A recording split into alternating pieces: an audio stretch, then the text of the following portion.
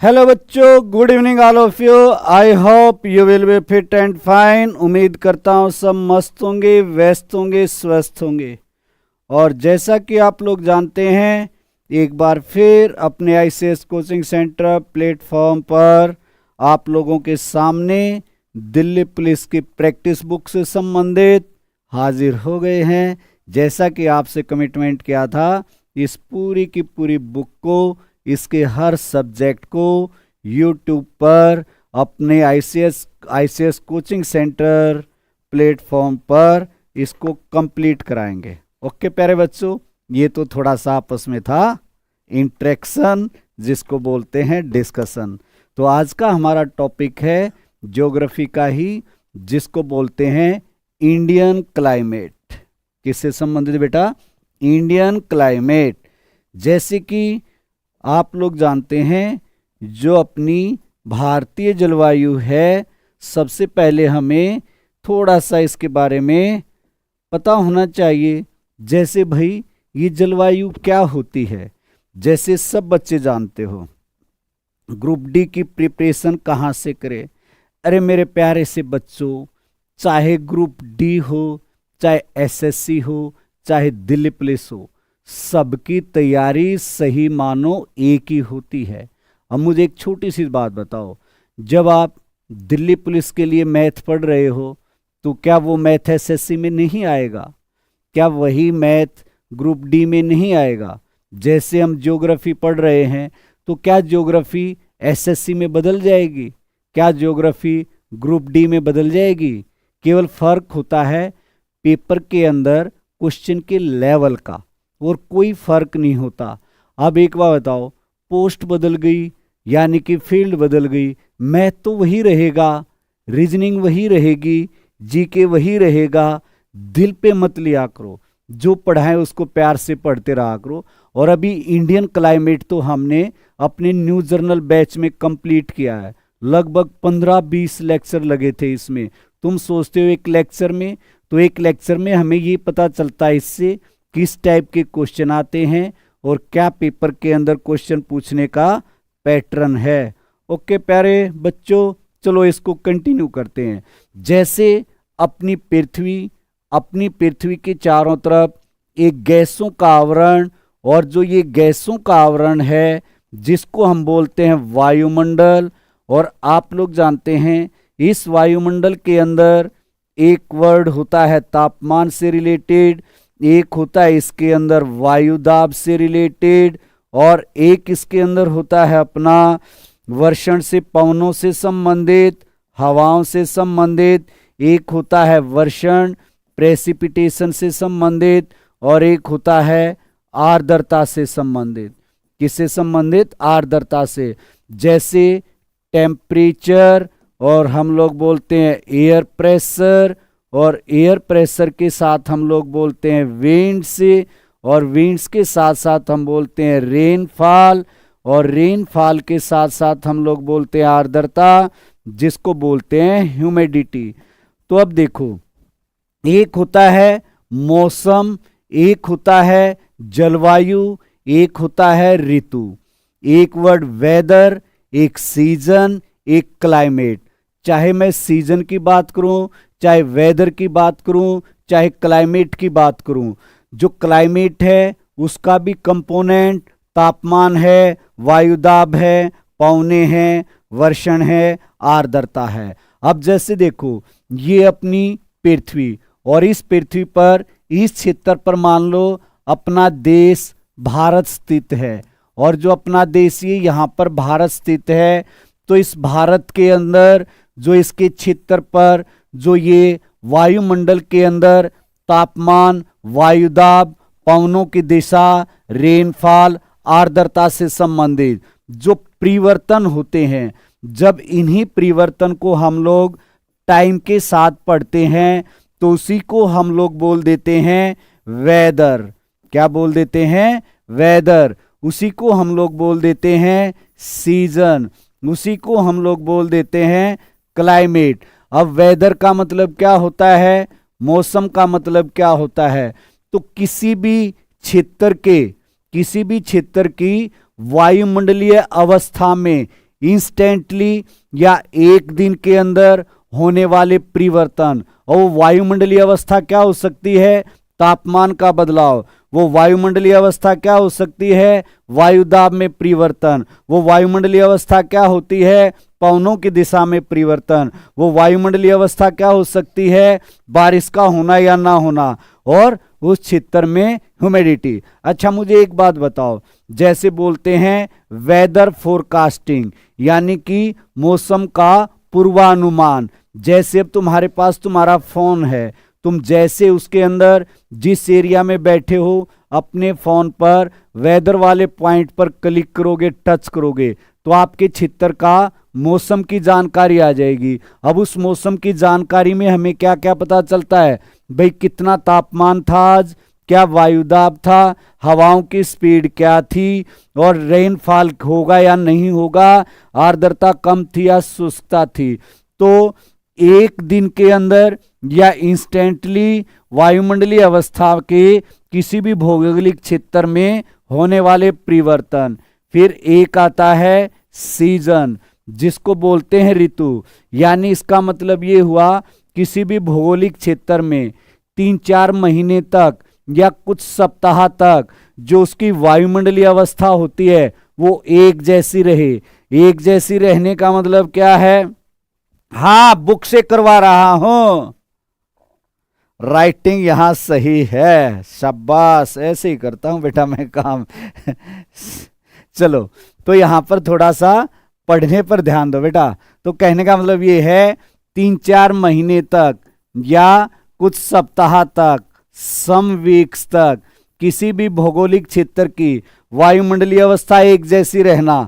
यानी कि हम लोग कह सकते हैं लगातार 3-4 महीने बारिश का होना, या हम लोग कह सकते हैं लगातार 3-4 महीने सर्दी आना, या हम कह सकते हैं लगातार 3-4 महीने गर्मी आना।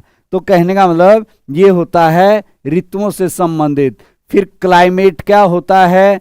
तो क्लाइमेट का मतलब, जलवायु का मतलब होता है किसी भी बहुत बड़े भौगोलिक क्षेत्र की जो वायुमंडलीय अवस्था में जो औसत मौसम होता है, यानी 31-32 वर्षों तक लगातार उस क्षेत्र के मौसम की अवस्था के एवरेज को हम लोग बोलते हैं क्लाइमेट। तो ये हो गया अपना मेरे लाडलो क्लाइमेट से संबंधित।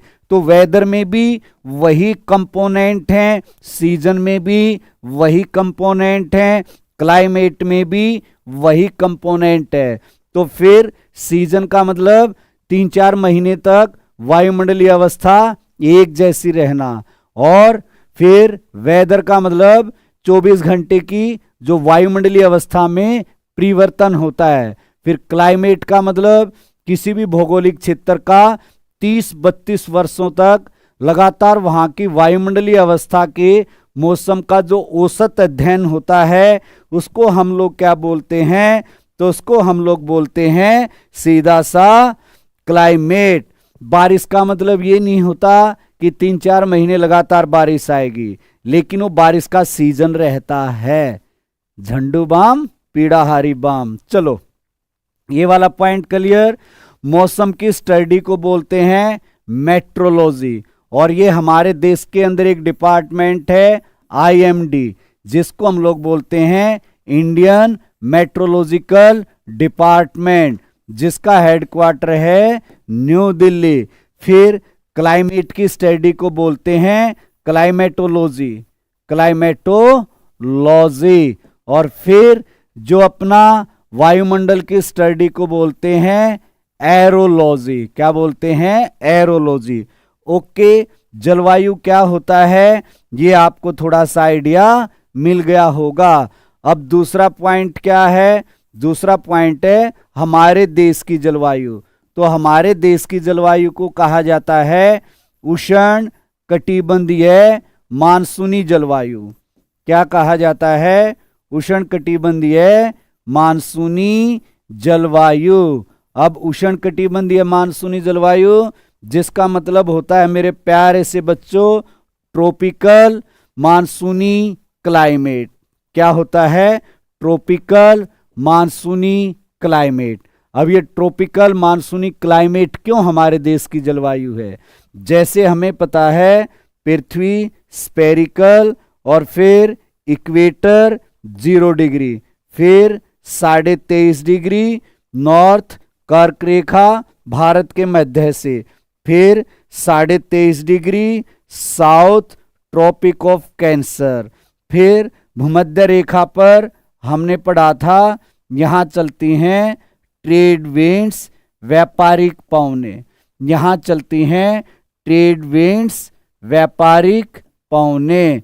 और हमें पता है जो कर्क रेखा है हमारे देश के मध्य से क्रॉस करती है, जो कर्क रेखा है हमारे देश के मध्य से क्रॉस करती है।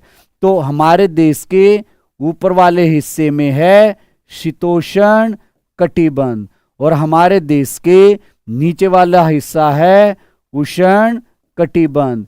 लेकिन फिर भी हमारे देश की जलवायु पर ट्रॉपिकल जोन का प्रभाव ज्यादा है, तो उष्ण कटिबंध का प्रभाव ज्यादा है, तो इस कारण उष्ण कटिबंधीय बोल देते हैं।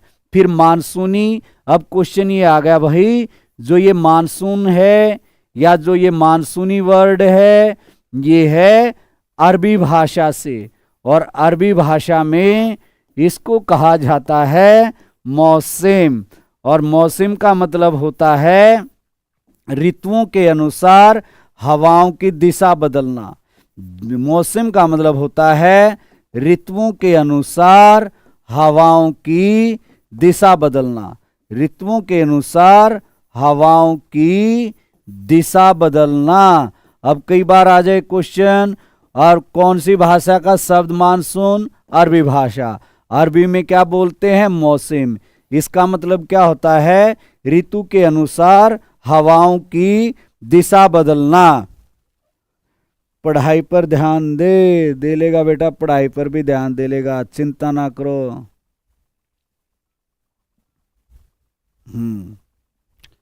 तो देखो अब यहां पर ऋतु के अनुसार, अब ऋतु मान लो जैसे समर सीजन है, समर जो हमारे देश से जा चुका है, और समर सीजन में जो सूर्य होता है वो होता है कर्क रेखा पर। सूर्य कहाँ होता है? कर्क रेखा पर होता है। कौन से सीजन में मेरे बच्चों? तो ये होता है समर सीजन में। अब तुम्हें पता है हवाएं किस तरफ चलती हैं? तो जो विंड्स होती हैं, विंड्स वो चलती हैं हाई प्रेशर से लो प्रेशर की तरफ, क्योंकि जो टेम्परेचर का और जो प्रेशर का उल्टा रिलेशन होता है। टेम्परेचर कम प्रेशर ज्यादा, टेम्परेचर कम प्रेशर ज्यादा। और फिर आप लोग जानते हैं दूसरा, टेम्परेचर ज्यादा तो प्रेशर कम, टेम्परेचर ज्यादा तो प्रेशर कम। ओके प्यारे बच्चों, इसमें मुझे लगता है कोई भी दिक्कत नहीं होनी चाहिए। अब देखो इतना बड़ा टॉपिक है, पहले हम लोग इसको पढ़ रहे थे, थोड़ा थोड़ा रिकवर हो रहा है क्लास वाला। लड्डू गोपाल हो जाएगा बेटा, धीरे धीरे हो जाएगा। Very good. दक्षिणायन मुकू, Gurmeet Kaur, summer season, sir खाना खा लो लाडलो खा लो, राड ध्यान दे लो बेटा, आ जाओ मेरे बच्चों। तो कहने का मतलब ये है जब यहाँ पर समर है तो यहाँ है हाई टेम्परेचर और यहाँ है लो प्रेशर। तो जो ये भूमध्य रेखा पर आने वाली दक्षिणी पूर्वी व्यापारिक पवनें हैं, ये भूमध्य रेखा को क्रॉस करती हैं और क्रॉस करके ये मुड़ जाती हैं अपनी दाहिनी ओर। अब याद करो फेरल का नियम। कौन सा याद करो? फेरल का नियम, पवन संचार का नियम। जब हवाएं दक्षिणी गोलार्ध से उत्तरी गोलार्ध में जाती हैं तो वो अपनी मुड़ती हैं दाईं तरफ, और जब उत्तरी गोलार्ध से दक्षिणी गोलार्ध में आती हैं बाईं तरफ। फेरल ने बताया था। और फिर तुम्हें ये पता है ये हवाएं अपनी दिशा क्यों बदलती हैं? तो ये हवाएं अपनी दिशा बदलती हैं किस कारण? केवल पृथ्वी के घूर्णन के कारण। ये किस भाई साहब ने बताया था? ये कोरियोलिस ने बताया था। तो ये किसने बताया था बेटा? कोरियलिस ने बताया था, सर इस क्लास से अगली क्लास का टाइम बता दो, अगली क्लास के लिए मौज लो। बिल्कुल फ्री फायर, पहले ये तो ले लेगा बेटा, ले लेगा, चिंता क्यों करे, ले लेगा, लेने में तो तेज होते हैं बच्चे क्लास। चलो, तो कहने का मतलब ये है मेरे बच्चों, तो ये हो गया अपना दक्षिणी पश्चिमी मानसून। ये कौन सी होगी, दक्षिणी पश्चिमी मानसून। फिर आ गया कौन सा मौसम, फिर आ गया प्यारे बच्चों सर्दियों का मौसम।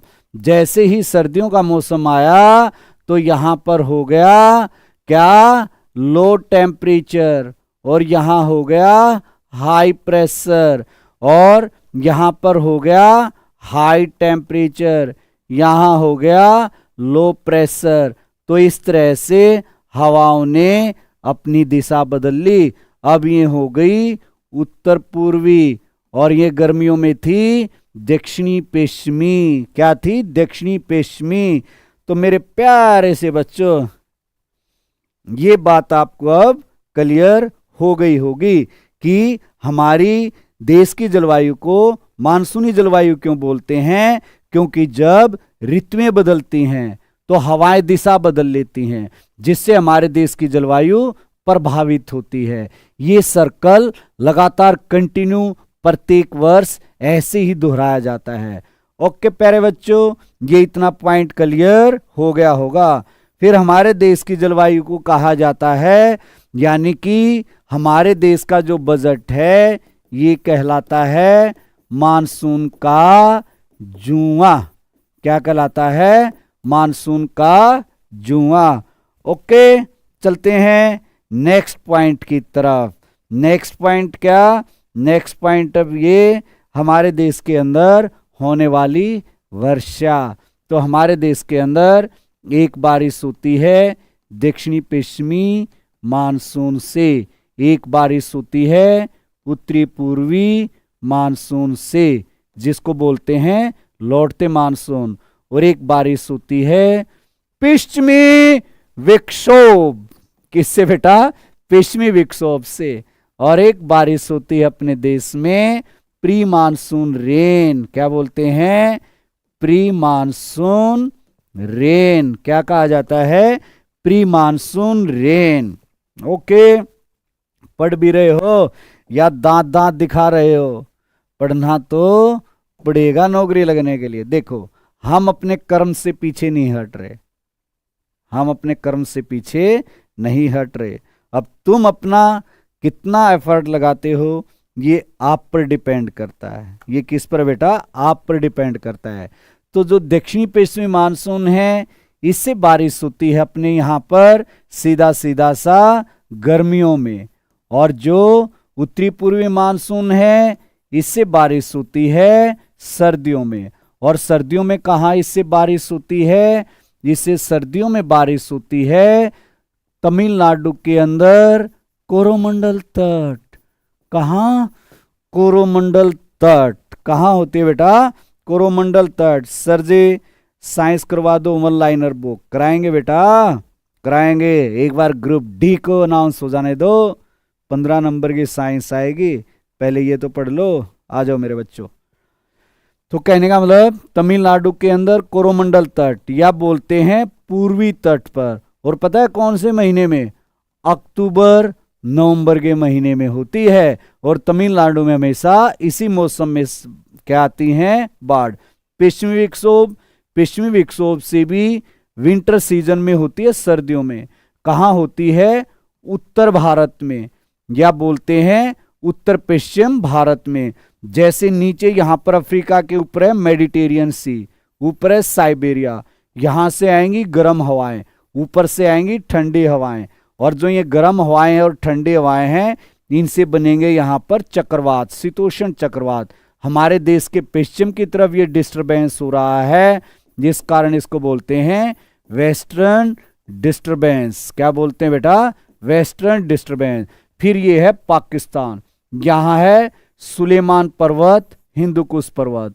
तो ये पश्चिमी विक्षोभ यहां से आता है, और यहां से जब इस पर्वत को क्रॉस करके हमारे देश में पहुंचता है तो इन राज्यों के अंदर जम्मू कश्मीर और यहां पर हिमाचल प्रदेश, उत्तराखंड, यहां तो करता है ये बर्फबारी।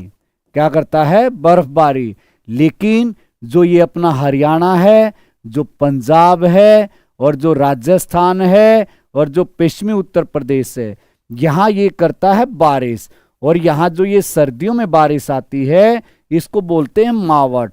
और हमें पता है ये रबी की फसल के लिए बड़ी लाभदायक होती है। Pre monsoon rain, pre monsoon rain होती है अप्रैल मई के हिस्से में बेटा। कब होती है?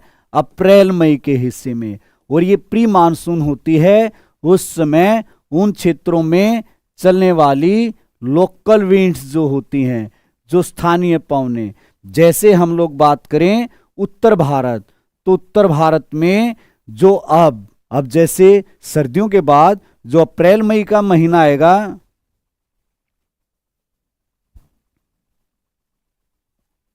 बिल्कुल बेटा, मेहनत अभी जारी है। फिर हम भी बोलेगा कि सीधा सा अब हमारी बारी है। बिल्कुल बेटा, अच्छे से। महावट या मावट, महावट या मावट, कुछ अब बोल ले मुकू। और एक ही बात है। चलो, लू, और लू से जो यहां पर बारिश होती है उत्तर भारत में, जायद फसल के लिए बड़ी लाभदायक होती है। फिर तुम्हें पता है कर्नाटक, कर्नाटक के अंदर जो बारिश होती है उसको हम लोग बोलते हैं चेरी ब्लॉसम, हवाओं से होने वाली बारिश। और केरल के अंदर उस बारिश को हम बोलते हैं आमिर हवाओं से होने वाली बारिश।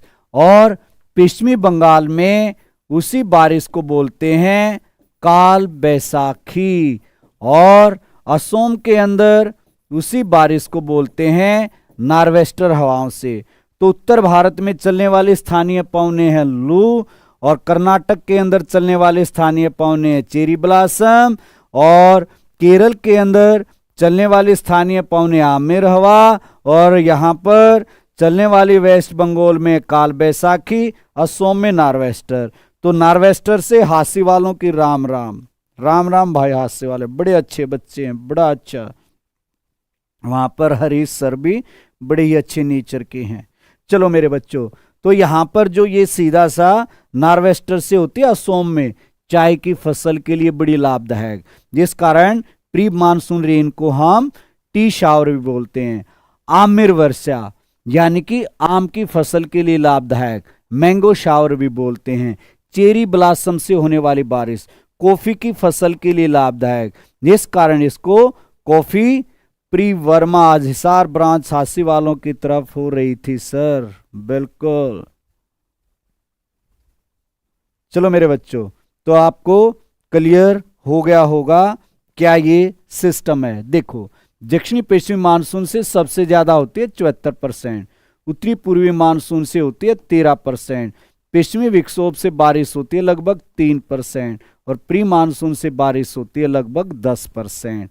ओके लाडलो, ये था अपना बारिश अपने देश के अंदर। अब देखो दक्षिणी पश्चिमी मानसून क्या कहती है। जो ये दक्षिणी पश्चिमी मानसून है ये हमें ये बताती है यहाँ पर सीधा सा कि ये है अरब सागर, ये है बंगाल की खाड़ी, ये है हिंद महासागर, और ये है दक्षिणी पश्चिमी मानसून।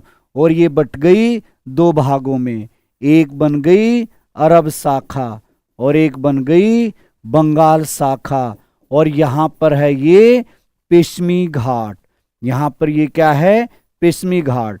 तो जो ये अरब शाखा है इससे पश्चिमी घाट के पश्चिम की तरफ तो बारिश होगी, पूर्व की तरफ बारिश नहीं होगी, क्योंकि ये है पश्चिमी घाट का वृष्टि छाया क्षेत्र, और इसमें आता है ये तमिलनाडु। तो दक्षिणी पश्चिमी मानसून से अरब शाखा से तमिलनाडु के अंदर बारिश नहीं होती। और फिर जब ये अरब शाखा केरल के अंदर पहुंचती है तो 1 जून को बहुत तेज बारिश करती है, जिसको बोलते हैं मानसून का फटना या ब्रस्टिंग ऑफ मानसून। लेकिन देखो, अगर जो ऑप्शन में अंडमान निकोबार भी है तो हमें पता है फिर अंडमान निकोबार जो है वो राइट आंसर कहलाएगा। क्योंकि अंडमान निकोबार में जो बारिश पहुंच जाती है वो पहुंच जाती है 15 मई के आसपास, लेकिन मुख्य भूमि पर पहुंचती है 1 जून को। फिर ये अरब शाखा से बारिश होती है यहां पर नर्मदा और ताप्ती नदी घाटी में, लेकिन छत्तीसगढ़ में नहीं होती। फिर अरब शाखा से बारिश होती है अरावली के इस तरफ चंबल घाटी में, इस तरफ बारिश नहीं होती, क्योंकि जो अरावली पर्वत है ये अरब शाखा के समानांतर है। इस तरफ से आ रही है बंगाल शाखा, और यहां से बंगाल शाखा हिमालय के साथ साथ ऐसे बारिश करते हुए पहुंचती है। और अरब शाखा और बंगाल शाखा मिलती है कहां पर? पंजाब के अंदर मिलती हैं दोनों बहनें। कहां मिलती हैं बेटा? पंजाब के अंदर मिलती हैं दोनों बहनें, और इस कारण फिर इन ऊपर वाले हिस्सों में एक बार बारिश और ज्यादा होती है। ओके मेरे लाडलो, और 15 जुलाई तक पूरे भारत में मानसून आ जाता है। 15 जुलाई तक हरियाणा में पहुंचता है जुलाई के प्रथम सप्ताह, दिल्ली में भी जुलाई के प्रथम सप्ताह या 31 जून के अंतिम सप्ताह में। ऐसे भी पेपर के अंदर क्वेश्चन आते हैं। और जब हम इस तरफ जाते हैं तो बारिश कम होती जाती है, और इस तरफ भी जाते हैं तो बारिश कम होती जाती है, क्योंकि हवाओं के अंदर नमी कम हो जाती है। ओके मेरे प्यारे बच्चों, फिर आ जाता है सितंबर का महीना, और तुम्हें याद है 23 सितंबर को पहुंच जाता है सूर्य कहां पर? कर्क इस पर भूमध्य रेखा पर, दिन रात बराबर। अपने यहां बनना शुरू हो जाती है सर्दी, तो यहां आ जाता लो टेम्परेचर हाई प्रेशर। फिर इसी को बोल देते हैं मानसून का पीछे हटना। जिस रास्ते से गई थी उसी रास्ते से वापस पहुंच जाती हैं। इन्हीं को रिट्रीटिंग मानसून बोलते हैं, उत्तरी पूर्वी मानसून बोलते हैं। तो ये हमारे पूर्वी तट पर बारिश करते हुए आती है अक्टूबर नवंबर के महीने में। तमिलनाडु के अंदर अब ज्यादा बारिश बेशक देख लेना, अब अक्टूबर नवंबर आएगा, चल रहा अक्टूबर, तो तमिलनाडु में आएगी बाढ़। ओके लाडलो, ये था अपना मानसून से संबंधित कुछ इंपोर्टेंट क्वेश्चन। 118 सेंटीमीटर अपने देश के अंदर एवरेज बारिश होती है। कई जगह 125 भी लिख रखा है, लेकिन राइट आंसर होता है 118। तो ओके मेरे बच्चों, फिर दूसरा क्वेश्चन भी बनता है, भाई हमारे देश के अंदर जो बारिश होती है उसको कौन प्रभावित करता है? तो हमें पता है उसको एक प्रभावित करता है लानीना। अब ये तो बताने में टाइम लगेगा। लानीना क्या है? इसका मानसून पर पड़ता है पॉजिटिव इफेक्ट। एक होता है एल नीनो, इसका मानसून पर पड़ता है नेगेटिव इफेक्ट। एक होता है इंसो, जिसको बोलते हैं हम El Nino southern oscillation, El Nino दक्षिणी ओसिलेशन। जब ये इंडेक्स होता है, ये क्या होता है? इंडेक्स। जब ये पॉजिटिव होता है तो बारिश होती है ज्यादा, जब ये नेगेटिव होता है बारिश होती है कम। और एक हमने पढ़ रखा है वाकर सेल, जब वाकर सेल वीक होगा तो बारिश कम होगी, और जब वाकर सेल स्ट्रोंग होगा तो बारिश ज्यादा होगी। अब हम चलते हैं अपने क्वेश्चन की तरफ। आपके स्क्रीन पर ये रहा क्वेश्चन, भारत के उत्तरी मैदानों में शीतकाल में होने वाली बारिश। तो उत्तरी मैदानों का मतलब उत्तर भारत में, और वो होती है पश्चिमी विक्षोभ से 3% होती है। रबी की फसल के लिए फायदा करती है। किसके लिए बेटा? रबी की फसल के लिए फायदा करती है। फिर आता है भारत के किन क्षेत्रों में 200 मिलीमीटर। कई बच्चे इसको पढ़ेंगे 200 सेंटीमीटर, ये दे रखा है 200 मिलीमीटर, तो इसका मतलब हो गया 20 सेंटीमीटर। और 25 सेंटीमीटर से कम बारिश होती है राजस्थान के अंदर और लद्दाख के अंदर। राजस्थान में थार का रेगिस्तान या पश्चिमी राजस्थान जैसे जैसलमेर, और लद्दाख के अंदर लेह। तो ए आंसर। ओके लाडलो, चलते हैं नेक्स्ट क्वेश्चन की तरफ। भारतीय उपमहाद्वीप पर ग्रीष्म ऋतु में, गर्मियों में यहां पर क्या है? हाई टेम्परेचर है, तो क्या बना? Low pressure. तो महासागर में वायु कर्षण करते हैं, यानी महासागरों की वायु भारत की भूमि की तरफ चलती है, दक्षिणी पश्चिमी मानसून। तो ये किसको प्रभावित करते हैं? दक्षिणी पश्चिमी मानसून को प्रभावित करते हैं। D answer. चलते हैं नेक्स्ट। भारत के किस राज्य में जाड़े के मौसम में वर्षा होती है? तो पश्चिमी बंगाल भी नहीं, केरल भी नहीं, उड़ीसा भी नहीं, तमिलनाडु, कोरोमंडल तट और लौटते मानसून से होती है। उत्तरी पूर्वी मानसून से ये कहलाता है तमिलनाडु के अंदर सर्दियों में। Next question. आमिर वर्षा, आम की फसल ना भाई, आम की बौछार ना भाई, आम का टपकना ना भाई। यहां पर तो ऑप्शन में आपको क्या नहीं दिखाई दे रहा? केरल और कर्नाटक नहीं दिखाई दे रहा, हमने तो ये पढ़ा था। लेकिन जब ये ऑप्शन में नहीं है तो बिहार और बंगाल में भी मार्च व अप्रैल में बारिश होती है, जिससे आम की फसल को फायदा भी होता है। तो जब इस तरह का क्वेश्चन आ जाए, वैसे तो केरल और कर्नाटक होना था बेटा, लेकिन जब ऑप्शन में नहीं है तो आम के टपकने को तो नहीं बोलते हम, ये आम की बौछार को तो नहीं बोलते, आम की फसल को तो नहीं बोलते। आमिर वर्षा तो क्या है? जो आमिर हवाएं हैं उनके प्रभाव से आने वाली। फिर नेक्स्ट आता है भारत की सर्वाधिक वर्षा। तो सर्वाधिक वर्षा होती है दक्षिणी पश्चिमी मानसून से लगभग 73-74%। उत्तरी पूर्वी मानसून लौटते मानसून से लगभग हम लोग बोलते हैं 13%। ओके लाडलो। उत्तरी पूर्वी मानसून से सबसे अधिक वर्षा, तो उत्तरी पूर्वी मानसून से सर्दियों में, और अपने पूर्वी तट और कोरोमंडल, तो कौन सा आ गया? तमिलनाडु। खींच दो मीटर ने बेटा।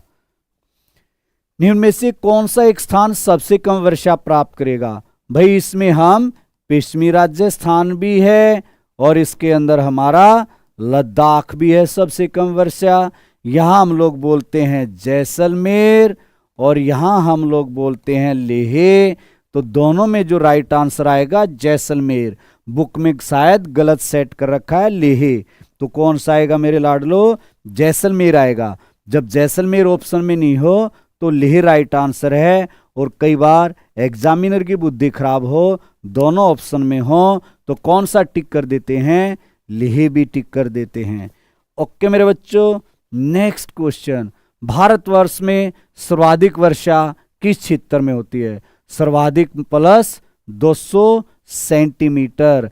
अब देखो कौन से क्षेत्र हैं? पश्चिमी घाट का पश्चिमी भाग, याद करो, वनस्पति वाला क्षेत्र। फिर आप लोग जानते हैं उत्तरी पूर्वी राज्य और अंडमान निकोबार, यही हमारे देश में प्लस 200 सेंटीमीटर बारिश होती है। तो हरियाणा में तो ना भाई, मध्य प्रदेश में ना भाई, विदर्भ तो महाराष्ट्र के अंदर बहुत ही शुष्क क्षेत्र है। वैसे भी कौन सा बच गया? पश्चिमी घाट और हिमालयी क्षेत्र। Next question.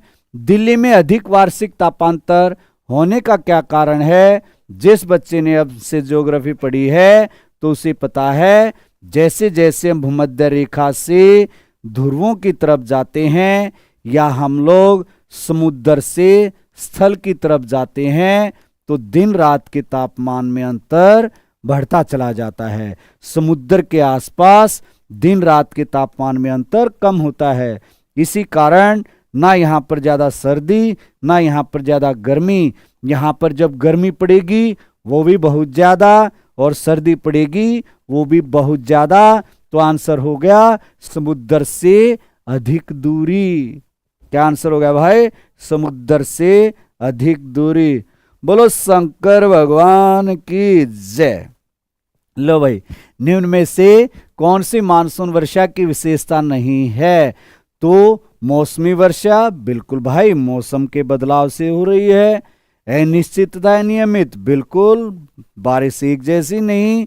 वर्षा का है समान वितरण, बिल्कुल भाई है, समान वितरण है।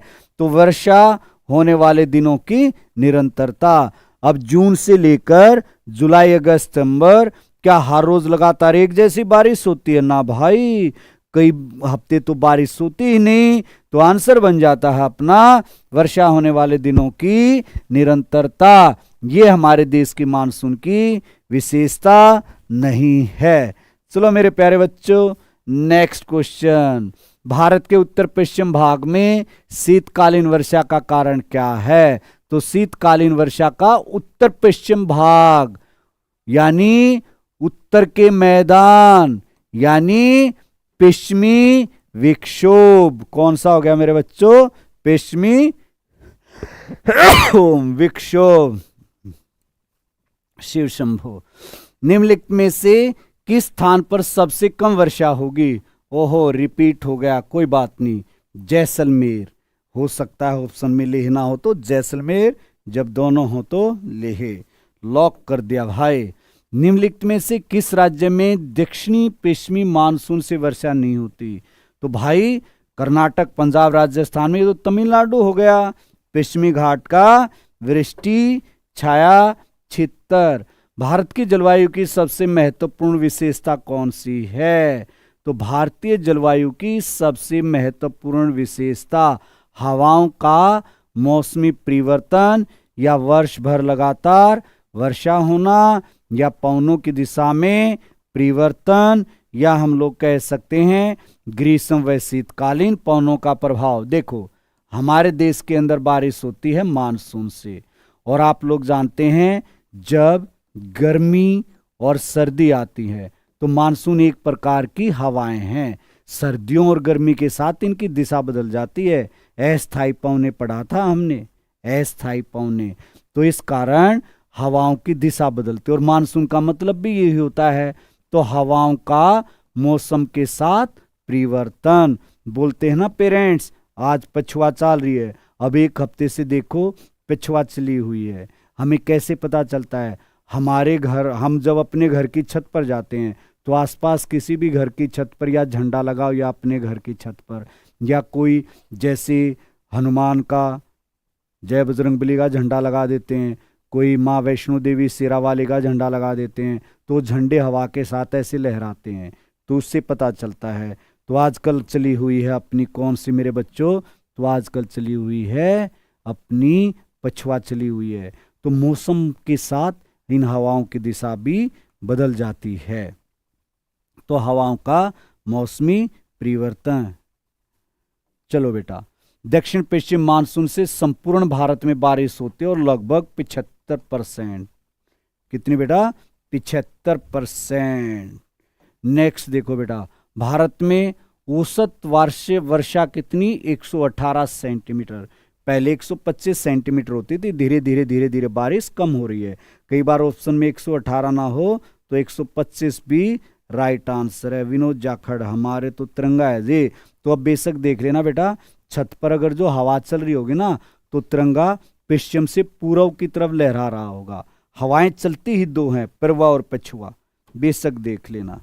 नेक्स्ट क्वेश्चन ये रहा अपने स्क्रीन पर, अल्पकालिक जलवायु संबंधी भविष्य कथन ओहो के लिए पिछले दशक में ज्ञात हुई निम्नलिखित स्थितियों में से कौन से एक भारतीय उपमहाद्वीप में विरल अक्षीण वर्षा मानसून से संबंधित है? इसका मतलब ये है कि हर कुछ वर्षों के बाद, 4-5 साल के बाद, कितने के बाद? 4-5 साल के बाद हमारे देश की मानसून पर विपरीत प्रभाव डालता है। इसके बारे में पिछले कुछ दशकों से क्या है, खोज की गई, और उसको बोलते हैं एल नीनो और दक्षिणी दोलन।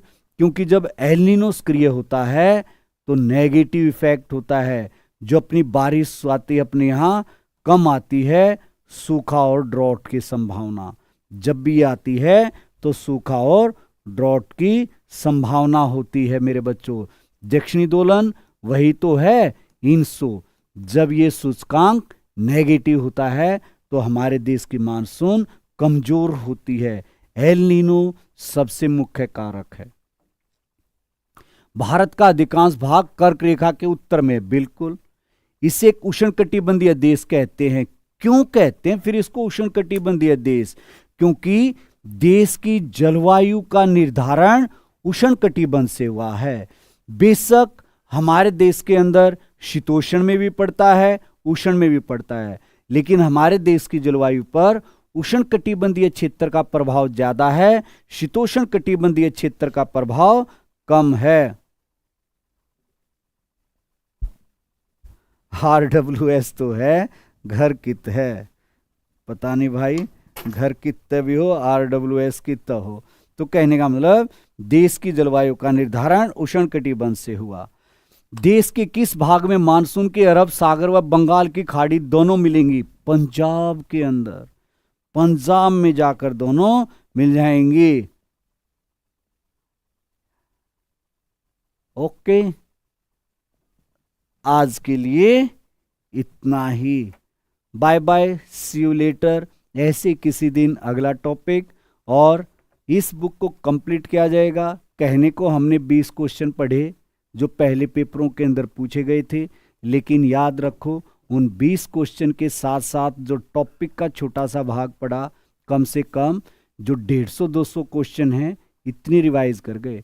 बेटा जो ये प्रैक्टिस बुक है ये पैटर्न के हिसाब से है, और इसको जब हम लोग रिवाइज कर रहे हैं तो साथ के साथ टॉपिक के बारे में भी डिस्कशन कर रहे हैं।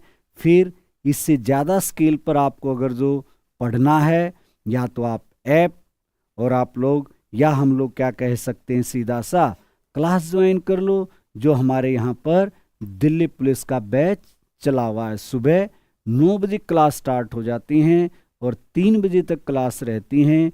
बुक से संबंधित, कोई और बैच से संबंधित आपको इंक्वायरी चाहिए तो आप लोग बेधड़क होकर इस नंबर पर कॉल कर सकते हो।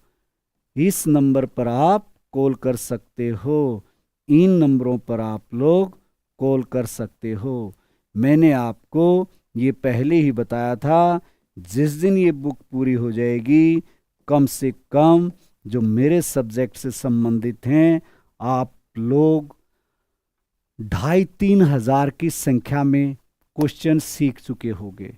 Okay, bye bye, see you later. Disha, Sayar, Suratgarh. Sir आप अच्छा पढ़ाते हो, थैंक यू बेटा। आपका ऐसे ही प्यार मिलता रहे, ऐसे आपसे अच्छे अच्छे कमेंट मिलते रहे, तो हम लोग फिर दोबारा डबल पावर के साथ क्लास में आते हैं और फिर दोबारा जवान हो जाते हैं। Okay, bye bye.